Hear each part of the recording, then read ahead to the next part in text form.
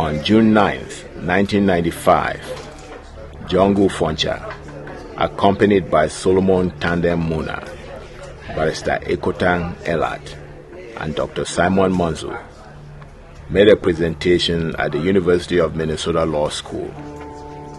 Esteemed Television is pleased to share from its archives the video presentation of the event and many more made during their stay in the twin cities of Minneapolis-St. Paul, USA, that summer, 1995. I'd like to ask Honorable Esteemed Muna to say a few words in summary, and then we can have some questions from the audience. Mr. Chairman, ladies and gentlemen, I want to be very frank here that on coming out from Cameroon, I did not intend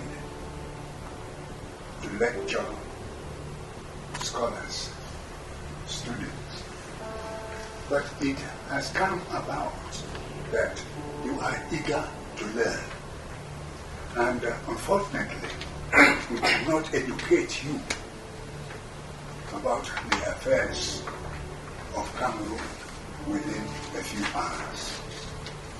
I presume those who have special interest about Cameroon bought books, have written letters at home, have read newspapers and so on. And for the benefit of our friends who are here and are not Cameroonians, they want to hear certain things. And as far as Dr. Foncha and myself are concerned, I'm here after retiring from politics. Something definitely has gone wrong. And we believe it is not too late to amend, particularly if the amendment will bring good results. And I want to thank, I call him my son, because his colleague, his father, was my colleague from school, classmate, in a training center. For your information, I've been a teacher. Instead of going to talk about things, I want to pay him tribute. He's a lawyer, Dr. Munzu. He has been very eloquent in pinpointing some of our history, stages, and so on. We started politics without nothing, and when we seceded from Nigeria, we had no civil service. All the Nigerians who were civil servants were withdrawn. The British went away, so we were without any special noticeable aid. That's why when we were putting this case before the State Department about the affairs in our country, we said, look, we thank the United States of America for the Peace Corps organization when we haven't anybody to help Southern Cameroon. They, the originators, they have searched into the archives and seen where things went wrong, and they formed this movement. And we, when we were helpless, using teachers for administrative officers and so on, wanted to use the best that was available for the development of our country. But they say, no, this is not the way. Where is our independence? East Cameroon had self-government and independence. We are just press territory. And we did not secede from East Cameroon or from the fake federation which we formed. They, by themselves, were Republic of Cameroon. After we had formulated the laws and so on, it doesn't matter, but we had stamps, something like that, to show that we were a federal state. And if those who were at the head of this federal state had done a good job out of poor conditions, had developed the country together, made peace possible, then things would have been, not been what they are now. Recently, to show how persistent we were in solving this vexing problem by peaceful means, last September or December, there was, I call it again, a fake a fake constitutional conference which was convened. And they did not include a mass movement of the elites, of the Fons, traditional rulers of West Cameroon, when they met and took certain decisions in order to help the government to make a good constitution. Well, as I said, we have lived in this thing, grown in it, and perhaps you are not getting the food you wanted. I would allow the chairman to ask you, as Dr. Foncha has said, the problems facing you, and if you want to know certain things, you can ask this question. And may I finally to say this, because sometimes people don't know why we opted for unification. I'll say it in a few words. Cameroon, Southern Cameroon, was annexed to Nigeria, which is an English-speaking country. And naturally, people would have expected us, when I say us, Southern Cameroons, to remain there. For your information, I was the minister, Cameroon minister, in Nigeria. Now, because of the unification, we had to secede. Why? Because Nigeria, boundary between Cameroon and Nigeria, from the sea towards the hinterland, swamps, mountains, some rivers, and the headquarters of Nigeria, which meant if we had integrated into Nigeria, it was far flung. Lagos, those Cameroonians know. It would take us a fortune for any person to go to the center.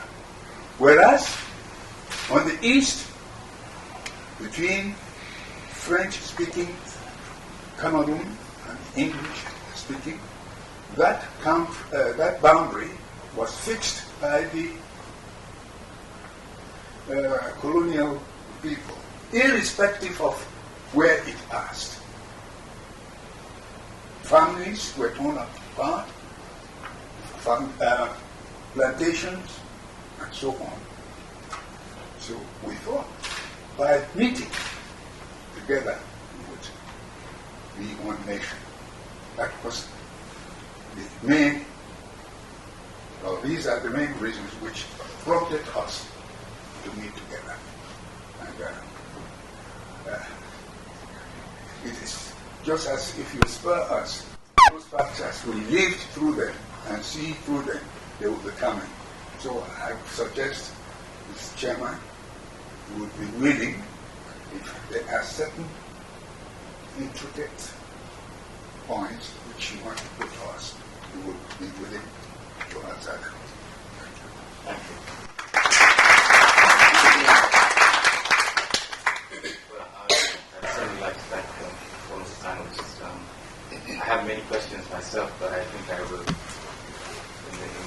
context of democracy. So I'll ask you to ask of any of our panelists questions about whether it's the history or the contemporary situation. Yes, sir.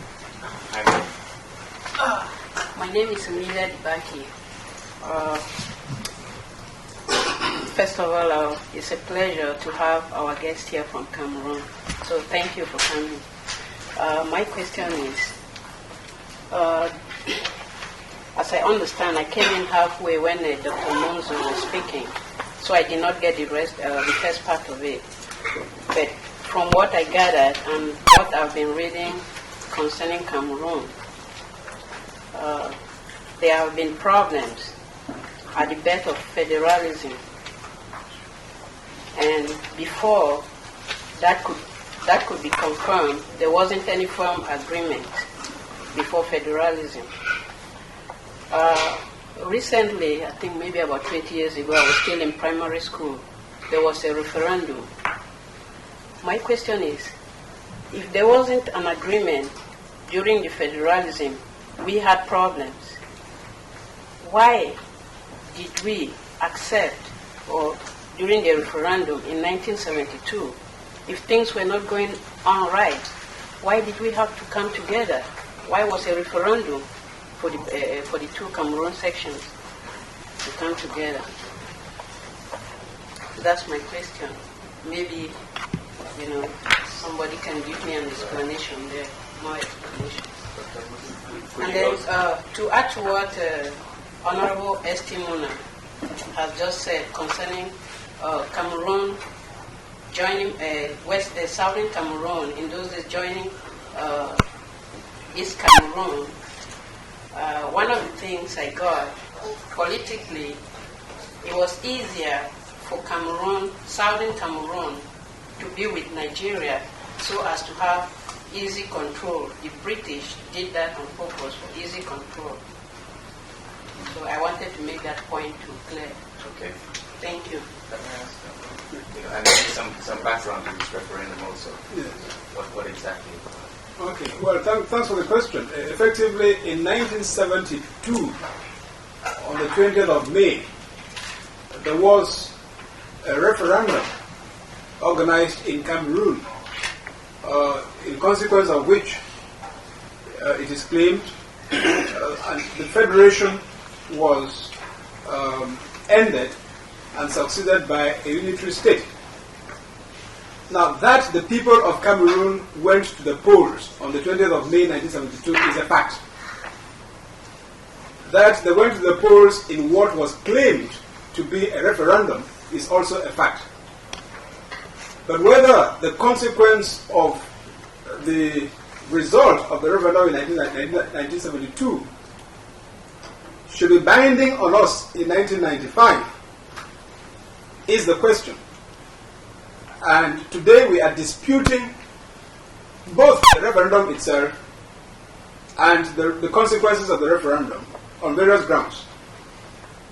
The first is that the referendum itself was organized against the express terms of the Constitution of 1961, which preceded it. Under that Constitution, a referendum could not be organized unless, for the purpose of amending the Constitution, unless the constitutional amendment was accepted by the parliamentarians, the majority of parliamentarians that came from one of the federal states and who were sitting in the federal parliament. Now, it is important to know that in the federal parliament before the referendum, there were 50 members, 10 of whom were from the English-speaking part and 40 from the French-speaking part. And there was a constitutional guarantee to the effect that if 6 members, that is the majority of the English-speaking parliamentarians, opposed any enactment that would be detrimental to English-speaking Cameroon, that was enough to kill the enactment. It was an important clause in the Constitution guaranteeing and protecting the federal status of English-speaking Cameroon to the minority. It was in order to circumvent this provision that Mr. Ahidjo organized a referendum in which all Cameroonians, both English-speaking and French-speaking, participated. And when you bear in mind that 80% of the population, then as of now, the same as now, was French-speaking Cameroonian, you can see that the result of the referendum was loaded well in advance.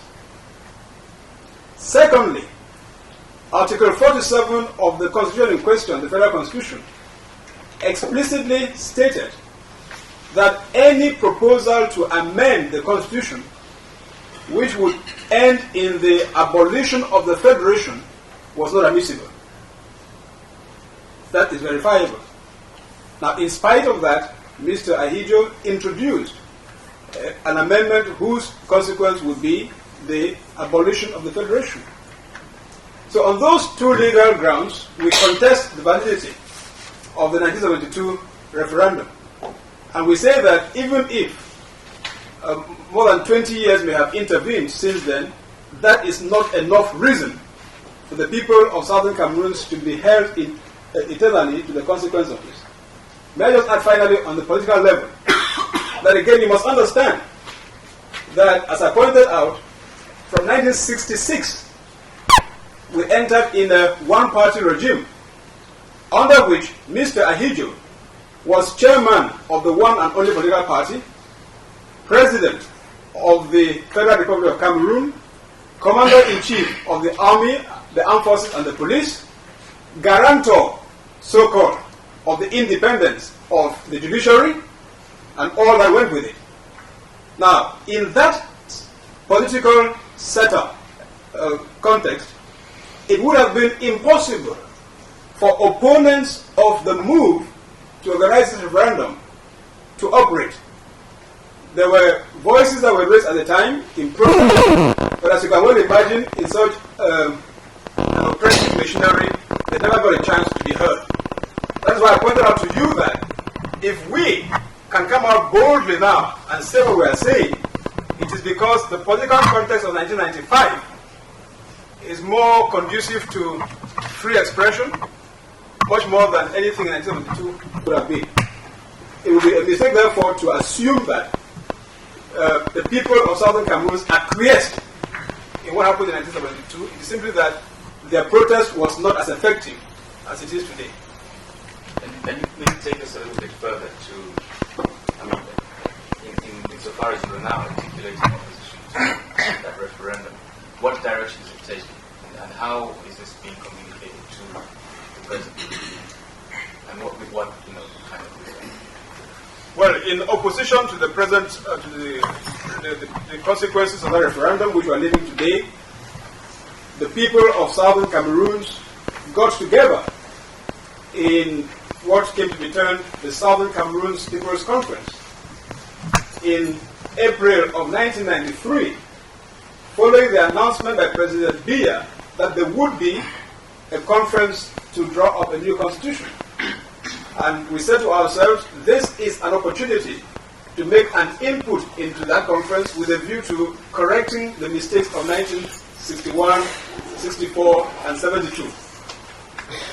And to that end, the people of Southern Cameroons appointed a committee that produced a draft constitution as a basis of their participation in the future constitutional conference.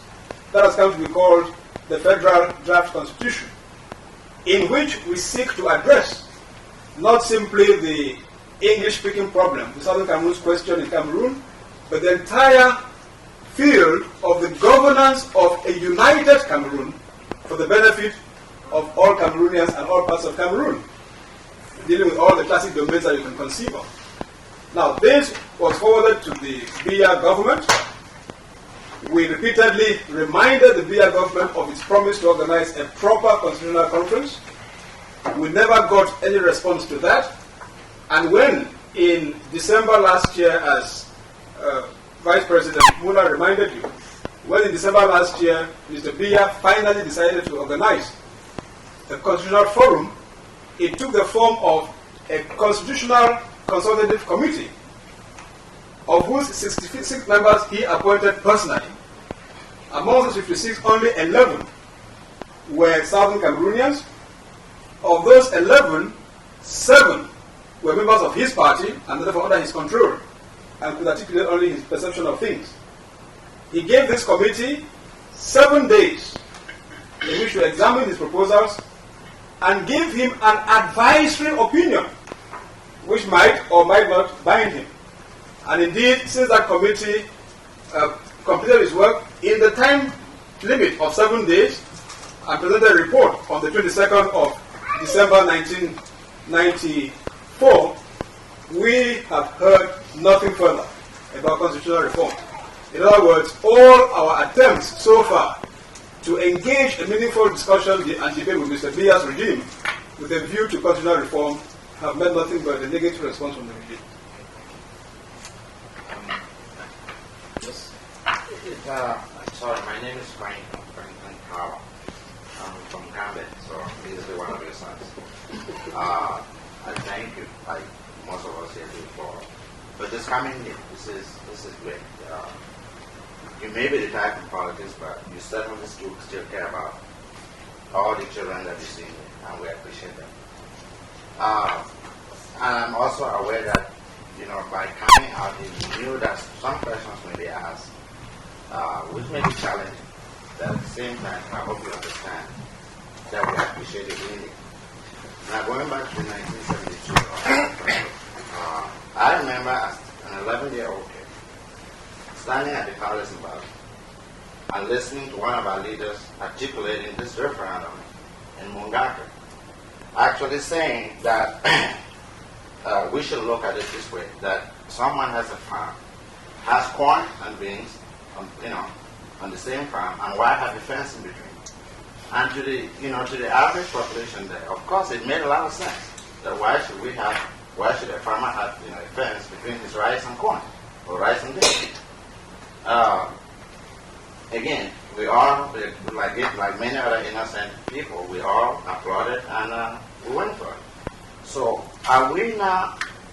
Is it fair to say, which is no admission of guilt on anybody's part, is it fair to say that we made some mistakes that we're trying to correct? Again, it's not, finger pointing, because by you being here, by your presence here, you saying we still care about the country. And again, we all applaud you for that. So are we saying that our leaders were not even mistaken, that they were misled? Honorable Muna, would you like to answer? I think that it would be wrong to say that we were correct, even in the process of seeking for some corrections which make go wrong. I want to say that not only Cameroonians have fumbled, the United Nations, as you heard the explanation of the chairman and some of us, they went wrong by imposing terms against the United Nations Charter. They did not give us room for self-determination. We have documents to prove that we insisted that we should have a breathing space, just as the French-speaking section of Cameroon had. They are documents with us which have gone so far to bring to light the errors committed by the UK government. No person can argue that. We have read members of parliament of the UK. What did they argue? Some say that even if they had succeeded in terminating the trusteeship in a normal way, it was not right for the United Kingdom to abandon the Southern Cameroons, the state, the left, West Cameroon. So, in short, we want to say that we are not defending any person that they did job wrongly. Rather, we own the error and believe that it is never too late to amend. If I may,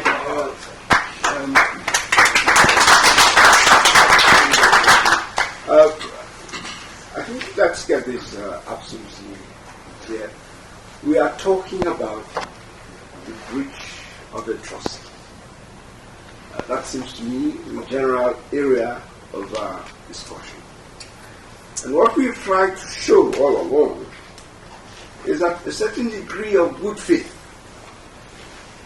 was exhibited by our people, and I'm talking of the people of Southern Cameroons, where up to 1972, there were some of them who believed in good faith that things might just turn out to be right. Up to that stage, there was no union document. Everything was on the basis of good faith. Perhaps the question you might well want to ask is, when did this good faith become, when did the bad faith become clear? When did the people realize that in fact the trust had been abused?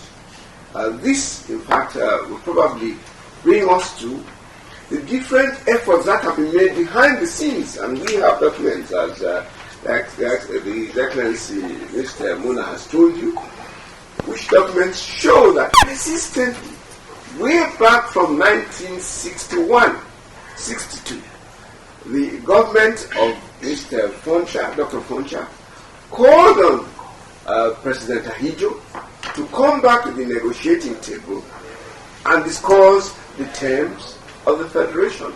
So there has been a persistence behind the scene, way up to 1984, when His Excellency Mr. Muna presented a petition on the new president, President Biya, calling for reform, devolution of powers that would guarantee the status of Anglophone people. So, in a sense, what we're saying is that all along there has been this breach of trust on the part of the Francophone leadership. We have 10 minutes left, so I'd like, very, very brief questions back there, so that, a second each. My name is Waingi Matthias. I'm from Com. I want to thank the Honorable St. Muna, Dr. Ngu Foncha, Dr. Munzu, and Lawyer Elad. And there's one thing that I would like us to know. A lot of us in here don't know a lot about Cameroon history, and they gave us just a brief history of it. And so, to most of us who sit in the United States here, we just sit and we feel that everything is going fine. The audience out there, they have suffered a lot.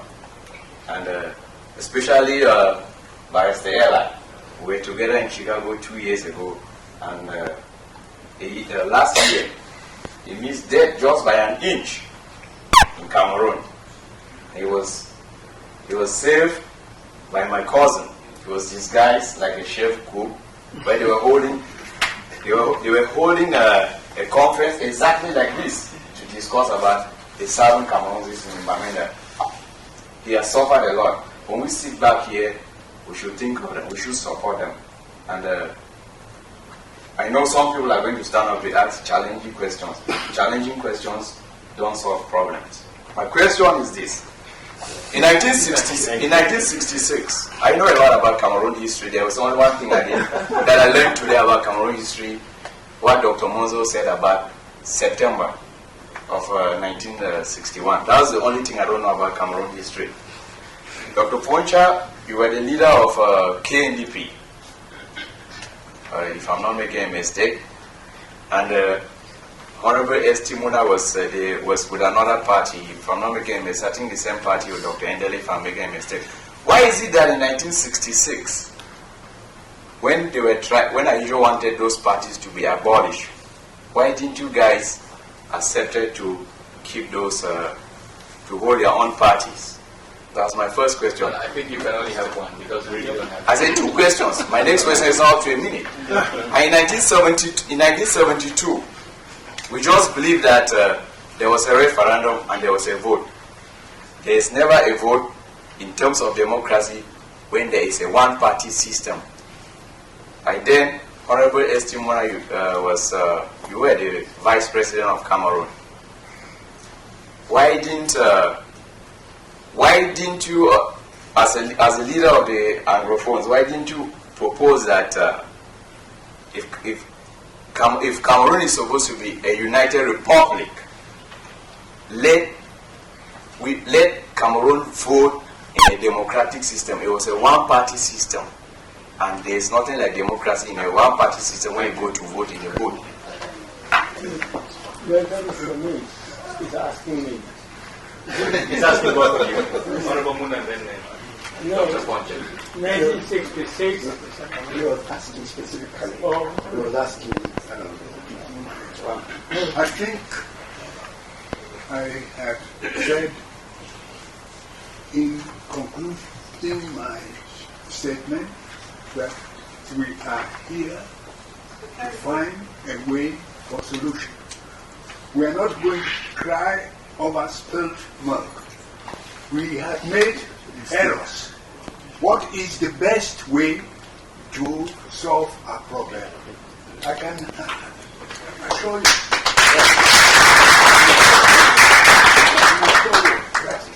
Mistakes were made. We have come out to find a way to solve the problem. I was the next. My first question has not been answered. Please, Dr. Foncha. Now, about the amalgamation of all the parties, that is important. The parties were amalgamated. Now, first of all, before unification, the Republic of Cameroon had terrorism, and then after that, he used his power to subdue the terrorism which was on the ground, and all other parties, he gang to his party, become one Cameroon. That was his UC, one Cameroon. Then my party in the Southern Cameroon won the plebiscite. And so it was these 2 parties which should really meet. But the Southern Cameroon also had other parties. The Southern Cameroon had the KNC, Cameroon National Congress, and Cameroon People's Party, which the Cameroon People's, the one Cameroon Party was also a part of that terrorist. And so, in order to, the state of Cameroon economy was bad. So now, in order to be able to keep peace and then allow the economy of Cameroon grow, I decided that we should come together. But before coming together, the KNC had already signed an alliance with the UC and being supported by AIU.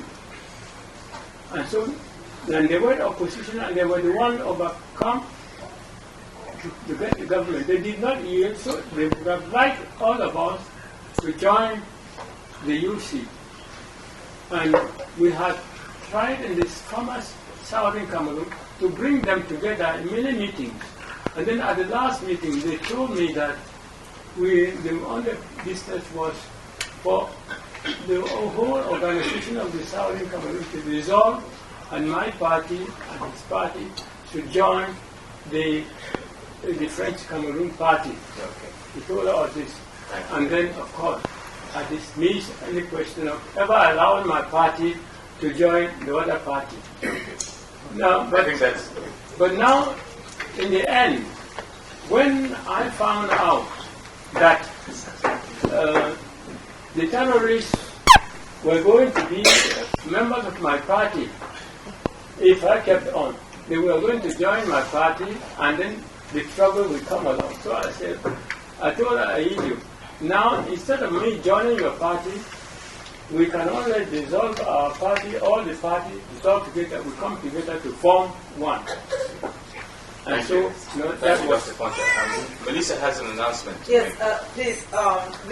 This meeting this evening was actually to create more awareness, especially in the international community. We are trying to get interested in this problem because we do have our own meeting, mainly for Cameroonians tomorrow at Sabatani, and then we'll do all our in-house cleaning and laundry and what have you. So, because what we are trying to appeal for here is for awareness on this problem and for people to do it the American way, contacting the Congress person and stuff, and get them to put this problem on the agenda, and so we can forestall a problem in another problem in Africa where we'll have a military people running to go and keep the peace or running to go and guide the children or something. We don't want to get to that level. That is why this meeting has been called this evening, to make people understand this. So for us Cameroonians who are here, we know a lot about our situation and we have a lot of things to ask our fathers. We'll do that tomorrow. Right, thank you. So, Christine, I am very appreciative that you're here too to educate all of us on your country. Thank you. I have, I guess, one recommendation. I mean, I think you've brought to light a lot of good points on the UN intervention way back in 1961, and I think that, as we can see, the UN is continually getting involved in these situations. So I think, as one recommendation to all of you, I mean, I think it would be great to try and put together some guidelines for the UN to try and make sure that these errors don't occur again. Whether hopefully they can do some work within your own country, but also for other countries. I mean, I think your experience is very, very good experience, and hopefully those time deadlines that you mentioned won't be placed on other countries. My question then, the follow-up question is, your constitution, the draft federal constitution that you mentioned in 1995, or the one that recently supposedly was a mock constitutional conference. How does that compare to the original one that supposedly the French, or the Francophones primarily drafted in your country? And are you open or flexible to negotiation of trying to blend those two documents, or do you definitely only want to implement the new draft convention or constitution? Well, I mean, as I indicated, as far as the Southern Cameroons People's Conference is concerned, the draft federal constitution was prepared and tendered as a basis for negotiation, as our own starting point in the negotiation. However, in the light of all what we've been saying, we believe that the unity of Cameroon cannot be properly secured, and especially the development of its component parts cannot be properly assured unless we accept that that country should return to a federal system of government in which each component is properly looked after. Now that is our fundamental belief, and it is therefore an issue on which, without any demagogy, it is unlikely that we will want to retract. There are only two alternatives: unitary state, whether decentralized or not, or a federation. And for the reason that we've given, we believe that a federation will be the best formula.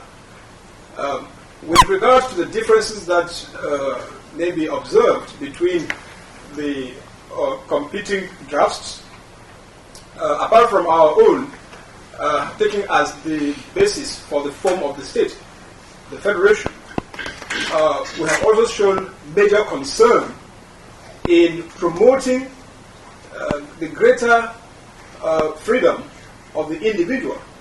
For instance, whereas in their draft, issues of human rights and freedoms are evoked only in the preamble, which for some theorists does not form part of the Constitution. Now, we have wanted to avoid that by inscribing the corresponding provisions in the body of the Constitution. But in addition to that, we are proposing that these constitutional rights be justiciable before the ordinary courts, which are to be found throughout the country. Whereas in the conception of the Francophones, the only court that can review constitutional matters is the so-called Constitutional Court, of which there will be only one in Yaoundé, far removed from where those who are likely to suffer grievances of this kind really live. And furthermore, given the fact that until now there hasn't been any accountability in the management of public resources, especially financial resources, we propose the setting up of such things as a commission for the allocation of revenue as between the federal government and the states, and within each state between the state level and local level. Bearing in mind that up to now, there hasn't been a mechanism for the equitable allocation of resources throughout the country. Finally, I can't give you all of it in one minute, but equally important, and which is different in comparison with the other draft, is our belief that you cannot have Cameroon function properly without a dependable judiciary, which must be independent of the executive.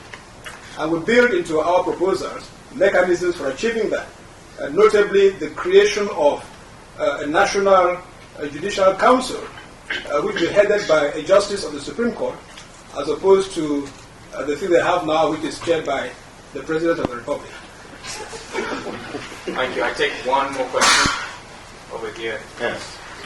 If this was a delegation of microphones and you were going to morally justify the direction of the country today and to articulate why the situation has evolved as it has, to the best of your ability, how would you explain to your people, to the Anglophones, and to the world, how does the current government explain and morally justify to anybody what the direction of the country has been? No, I would rather take that question if put as a hypothetical question. Because because the way you ended it in terms of how they justify, the answer would be that they have not justified it to anybody. They have simply adopted a policy of don't listen, don't say. However, on a hypothetical level, and we have been conversing with some of them, at least in private, even if there's no official pronouncement, the things that they emphasize are, look, if you allow a return to federation, this, we fear, would be the first step towards separation.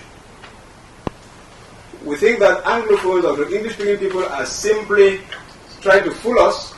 Their hidden agenda is actually separation, and they are advocating federation only as a first step. And in answer to that, we say, you do not negotiate separation or secession. The day you want to secede, you secede, provided that you take the precautions to ensure that you arm yourself in readiness to defend your new status. If we're going to secede, you do not prepare a draft constitution and invite people to discuss it. You just break away. Now, secondly, they say, we are a nation of 120 ethnic groups with the likelihood that we will break up if we allow too much decentralization, and the way to hold the nation together is to maintain a unitary form of government with little bits of authority and resources devolved to the local level. In other words, the argument is in favor of maintaining national unity. And to that we answer that we mustn't make a mistake of equating national unity with national uniformity, and that the nation can remain united without being uniform. On the contrary, when a nation is composed like ours is, with all the ethnic diversities, and superimposed upon that two inherited external but effective cultures which you cannot just wave away because we don't like them for their foreign origin. When you have that kind of nation where there is potential for division and the breakdown of national unity, the only way to reinforce that unity is to make each component feel a part of the nation. And the way to make each component feel a part of the nation is by having a system in which each component takes care of its affairs. And for us, that is a federation. So that, as examples, in countries like Switzerland and Belgium and Germany and next door here, Canada, show, we can imagine what it would have meant if in Canada someone were to tell the Quebecois, look, in the interest of preserving the national unity of Canada, we are going to absorb you because you are fewer in population, you are less resourceful, you have a smaller land area. That would be the beginning of the disintegration of Canada, at least in terms of English-speaking Canada and French-speaking Canada. Our response to that, therefore, is that far from undermining the unity of our nation, the federal formula for which we are calling is required to underline this unity which we all want to preserve. Well, I think on that note of a concrete response to hypothetical questions, I'd like to thank all of the panelists and Melissa and all the organizers for this distinguished panel, to all of you for having asked these very interesting and incisive questions. I've learned a lot, I think, and I hope everybody else has done so too. I think the organizers have one final announcement to make, and then we have to depart. So, Melissa, Yes, I want to thank especially the Cameroonians who stand up here for showing this support, because we just let the delegation just come and because we want to appeal to the international awareness and we don't come down and very cautious. So it's a good thing we came. And we're hoping that we can all be together tomorrow at Sadaka from 4 o'clock to talk more intensely with the delegation and see exactly how things are going and how much we can do and all chip in our very best. And I want to thank you all for turning up, especially since the law school is already on holiday. So we're very grateful that you are here. And we'll also be having the delegation again at Westminster Presbyterian Church on Sunday at 9 a.m. where they'll be talking at the forum